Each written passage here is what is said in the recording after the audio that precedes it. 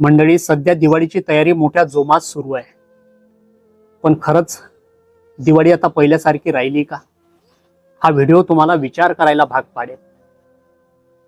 कारण आधी नवीन कपडे फक्त दिवाळीलाच मिळायचे. ते कपडे कधी घरी आणतो, कधी घालून पाहतो, याचा प्रचंड मोठा आनंद होता. आता जेवढे फटाके फुटतात, आधी तेवढे फटाके बाजारात सुद्धा नसायचे.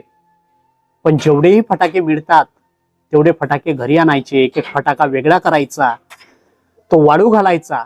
आणि कुणी जर म्हटलं ना की तुझे फटाके फुटत नाहीत गड्या, तर एक शंका मनामध्ये घर करायची आणि तो फटाका फोडून पाहिल्याशिवाय मनाला काही चैन पडेना. खरंच होतं ना असं? आता तो आनंद मिळतो. आधी बहीण भाऊबीजेला 8-8 दिवस आधी भावाची वाट पाहायची. त्याला ताटामध्ये काय वाढायचं हे आधीच ठरलेलं असायचं. भाऊ 2-2, 3-3 दिवस बहिणीकडे मुक्कामी असायचा. बहीण भावाचं नातं अतूट होतं. आता भाऊबीजेला बहिणीकडे गेलं पाहिजे असं काहीच बंधन नाही. त्या दिवशी ठेवले जाणारे स्टेटसच आता पुरेसे असतात. किती बदललंय ना सगळं.